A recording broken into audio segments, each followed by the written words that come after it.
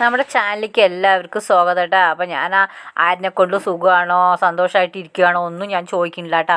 എന്താ വെച്ചാൽ എനിക്കറിയാം ആരും സന്തോഷമായിട്ടും സുഖമായിട്ടൊന്നും അല്ല ഇരിക്കണമെന്ന്. അപ്പോൾ നമുക്കൊന്നും ദൈവം ഓരോരോ പ്രശ്നങ്ങളും വിഷമങ്ങളും ഒക്കെയാണ് തരുന്നത്.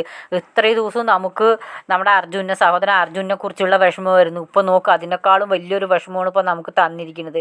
ഒറ്റ നിമിഷം കൊണ്ട് എത്ര ജീവനാണല്ലേ ഇല്ലാണ്ടായത്. നമുക്കത് സഹിക്കാൻ പറ്റുന്നില്ല അല്ലേ. നമ്മൾ എന്താ പക്ഷെ ചെയ്യുക? ഒരു ആശ്വാസ വാക്ക് പോലും നമുക്ക് അവനെ കൊണ്ട് പറയാനില്ല അല്ലേ. നമുക്ക് ആകെയുള്ളത് പ്രാർത്ഥിക്കുക മാത്രമാണ്. ഇനിയെങ്കിലും മരണക്കണക്കൊന്നും കൂടാണ്ടിരിക്കട്ടെ, കാണാണ്ടായവരിനെയൊക്കെ തിരിച്ചു കിട്ടട്ടെ, ഒരു കുഴപ്പമില്ലാണ്ട് കൊണ്ട് നമുക്ക് ദൈവത്തിനോട് പ്രാർത്ഥിക്കട്ടെ. അല്ലാണ്ട് നമുക്ക് ഒന്നും ചെയ്യാനില്ല കേട്ടോ. നമുക്ക് അവരിനെ സഹായിക്കാനും നമ്മളെപ്പോലെ സാധാരണക്കാർക്കൊന്നും സാധിക്കില്ല. അപ്പോൾ അതുകൊണ്ട് നമ്മൾക്ക് പ്രാർത്ഥിക്കാം, ഇനിയെങ്കിലും അങ്ങനത്തെ ദുരിതങ്ങളൊന്നും ഇല്ലാണ്ടിരിക്കട്ടെ ദൈവമേ പറഞ്ഞിട്ട് നമ്മൾ മനസ്സുരുകി പ്രാർത്ഥിക്കുകയാണ് കേട്ടോ. ഇനിയെങ്കിലും ഇല്ലാണ്ടിരിക്കട്ടെ പറഞ്ഞിട്ട് നമ്മളും നല്ല പോലെയൊന്നും അല്ലാട്ടോ ഇരിക്കുന്നത്. നമുക്കും നമ്മുടെ വീടിൻ്റെ അടുത്തൊക്കെ മലയൊക്കെ ഉണ്ട് കേട്ടോ. അപ്പോൾ നമുക്കും പേടിയൊക്കെ ഉണ്ട് കേട്ടോ. രാത്രിയൊക്കെ നല്ല പേടിയുണ്ട്, എന്തെങ്കിലും സംഭവിക്കുമോ വേണ്ടി നല്ല പേടിയുണ്ട്. അപ്പം ഞങ്ങൾക്ക് വേണ്ടിയിട്ട് നിങ്ങൾ നന്നായി പ്രാർത്ഥിക്കണം കേട്ടോ. ഞങ്ങളുടെ ജീവന് വേണ്ടിയിട്ട് നിങ്ങളെല്ലാവരും പ്രാർത്ഥിക്കണം കേട്ടോ. അപ്പോൾ എനിക്ക് നിങ്ങളോട് പറയാനുള്ളത് എന്താ വെച്ചാൽ ഒരു കാര്യം കൂടി ഉണ്ട് കേട്ടോ. എന്താണെന്നറിയോ, നമുക്കിപ്പോൾ കുറേ ദിവസമായിട്ട് കുട്ടികൾക്കൊന്നും സ്കൂളില്ല. അപ്പോൾ സ്കൂളില്ലാത്ത ഈ വീട്ടിലിങ്ങനെ ഇരിക്കുമ്പോൾ ഈ കുട്ടികളൊക്കെ എന്താ ചെയ്യുന്നത് വെച്ചാൽ നമ്മുടെ തോട്ടിലും പുഴയിലൊക്കെ ചൂണ്ടിടാനും അതുപോലെ മീൻ പിടിക്കാനും ഒക്കെ പോകുന്നുണ്ട് കേട്ടോ. അപ്പോൾ അതിനൊന്നും പോകാണ്ടിരിക്കുക. അച്ഛനും അമ്മമാരൊക്കെ പണിക്ക് പോകണമെന്ന് വെച്ചിട്ട് വീട്ടിൽ വെറുതെ ഇരിക്കാനും ബോറടിക്കുന്നു പറഞ്ഞിട്ട് കൂട്ടുകാരന്മാരുടെ കൂടെയൊന്നും മീൻ പിടിക്കാനും ചൂണ്ടിയിടാനൊന്നും പോകണ്ടാട്ട മക്കളെ. അപ്പോൾ നിങ്ങൾ എല്ലാവരും വീട്ടിൽ അടങ്ങി ഒതുങ്ങി ഇരിക്കട്ടെ. അവനെ കൊണ്ട് മാത്രമല്ല എനിക്ക് പറയാനുള്ളത്, കുട്ടികളെ കൊണ്ട് മാത്രമല്ല കേട്ടോ. അതുപോലെ തന്നെ മഴയായതുകൊണ്ട് വീട്ടിലെ ഏട്ടന്മാർക്കും അച്ഛന്മാർക്കും അമ്മമാർക്കും ഒന്നും ചിലപ്പോൾ പണിയില്ലാണ്ടിരിക്കുമായിരിക്കും. അപ്പോൾ ഈ തോട്ടിൽ കൂടി പുഴയിൽ കൂടിയൊക്കെ നിറയെ വെള്ളമൊക്കെ വരുമ്പോൾ തേങ്ങയൊക്കെ വരും.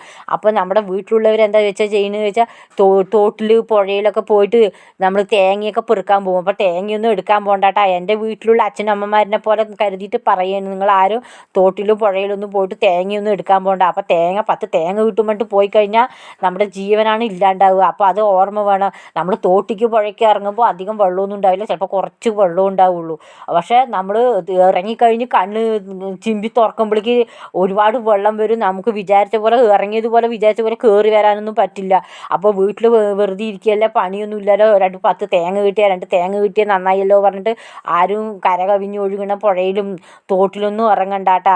അപ്പം ഞാനിങ്ങനെ പറയുന്നത് എൻ്റെ വീട്ടിൽ എൻ്റെ അച്ഛൻ്റെ അമ്മനെ പോലെ അല്ലെങ്കിൽ എൻ്റെ ഏട്ടനെ പോലെ അല്ലെങ്കിൽ എൻ്റെ മക്കളെ പോലെയൊക്കെ കരുതിയിട്ട് നിങ്ങളെ കൊണ്ട് പറയുകയാണ്. അപ്പം നിങ്ങൾ എൻ്റെ എല്ലാം എൻ്റെ വീട്ടുകാരാണ് എന്നൊക്കെ എനിക്ക് തോന്നലുള്ളതുകൊണ്ട് പറയുകയാണ്. നിങ്ങളാരും അങ്ങനെയൊന്നും ചെയ്യണ്ടാട്ടാ. നമുക്ക് തേങ്ങയും മാങ്ങയും ഒന്നും വേണ്ട, നമ്മുടെ ജീവനല്ല നമുക്ക് വലുത്.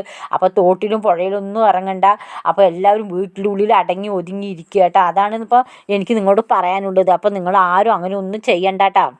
നിങ്ങളെക്കൊണ്ട് ഞാൻ ഇങ്ങനെ പറയണമെന്ന് കരുതിയിട്ട് എന്നോട് ദേഷ്യമൊന്നും തോന്നണ്ട കേട്ടോ. നമ്മുടെ ശ്രദ്ധക്കുറവ് കാരണം ജീവൻ നഷ്ടമാവണ്ട കരുതിയിട്ടാണ് കേട്ടോ ഞാനിങ്ങനെ പറയുന്നത്.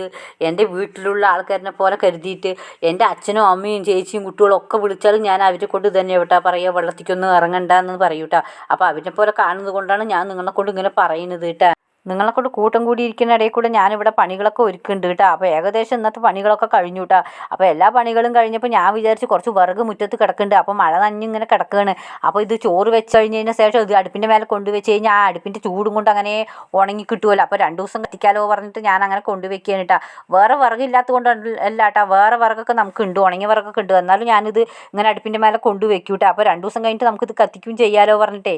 അപ്പോൾ അങ്ങനെ വീട്ടിലെ പണികളൊക്കെ ഏകദേശമൊക്കെ കഴിഞ്ഞു കേട്ടോ. അപ്പോൾ പിന്നെ കുടിക്കാൻ കുറച്ച് വെള്ളം എടുക്കണം. അപ്പോൾ ഈ കുടിക്കാൻ വെള്ളം എടുക്കുന്നത് നമ്മൾ മഴവെള്ളം ഉണ്ടോ നമ്മൾ എടുക്കുന്നത്, നമ്മുടെ പൈപ്പിൽ ഇതുവരെയായിട്ടും വെള്ളം വന്നിട്ടില്ല കേട്ടോ. മോട്ടർ കേടാണ്, അതുകൊണ്ട് ഇതുവരെയായിട്ടും നമുക്ക് വെള്ളം വന്നിട്ടില്ല. അപ്പോൾ നമ്മൾ ഈ മഴവെള്ളം തന്നെ ഇട്ടാൽ കുടിക്കുന്നത്.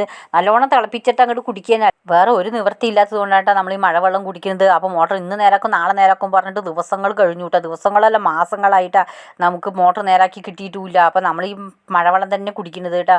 മഴയുള്ളത് കൊണ്ട് മഴവെള്ളമെങ്കിലും കിട്ടുന്നുണ്ട്. അതും കൂടി ഇല്ലെങ്കിൽ നമ്മൾ പൈസ കൊടുത്ത് മേടിക്കേണ്ടി വരും കേട്ടോ. അപ്പോൾ നമ്മൾ ഈ സാധാരണക്കാർ പൈസയൊക്കെ കൊടുത്ത് മേടിക്കുക പറഞ്ഞാൽ നമുക്കത് താങ്ങാൻ പറ്റില്ല കേട്ടോ. പൈസയൊക്കെ കൊടുത്തിട്ട് നമ്മൾ വെള്ളം മേടിച്ചിട്ട് ചിലവാക്കുന്നത് അതൊന്നും നമുക്ക് പറ്റില്ല. അപ്പോൾ ഈ മഴയുള്ളത് കൊണ്ട് അങ്ങനെ പോകണു കേട്ടോ. അങ്ങനെ അപ്പോൾ എൻ്റെ വീട്ടിലെ എല്ലാ പണികളും കഴിഞ്ഞ് ഞാനും കുട്ടികളും കൂടി ചോറിനട്ടേ വേണ്ടി ഇരുന്നു. ഈ നേരം ആകുമ്പോഴേക്കും ഒരു 2-2:30 ആകുമ്പോഴേക്കും ഏട്ടൻ വരുന്നതാണ് കേട്ടോ. അപ്പോൾ ഇന്നിപ്പോൾ എന്തോ ഏട്ടനെ കാണാനില്ല. അപ്പോൾ എന്തായാലും കുട്ടികൾക്ക് വിശക്കാൻ തുടങ്ങി, സമയം 2:30 ആയില്ല. അപ്പോൾ പിന്നെ ഞാനും കുട്ടികളും കൂടി അങ്ങനെ ചോറിനാനിരുന്നു കേട്ടോ. അപ്പോൾ വെളിയിൽ നല്ല മഴ പെയ്യുന്നുണ്ട് കേട്ടോ. അപ്പോൾ ഞാനിന്ന് നിങ്ങളെ കൊണ്ട് ഒരിക്കൽ കൂടി പറയുകയാണ്, നിങ്ങളാരും തോട്ടിലോ പുഴയിലൊന്നും മീൻ പിടിക്കാനോ ചൂണ്ടിയിടാനൊന്നും പോകണ്ട. അതുപോലെ തന്നെ തോട്ടിലോ പുഴയിലോ തേങ്ങയൊന്നും എടുക്കാൻ പോകണ്ട കേട്ടോ. അപ്പോൾ ഞാൻ ഈ പറയുന്നത് നിങ്ങൾക്ക് ഇഷ്ടമാവണമെങ്കിൽ ഒന്ന് ലൈക്ക് ചെയ്ത് സപ്പോർട്ട് ചെയ്യാൻ മറക്കണ്ട കേട്ടോ.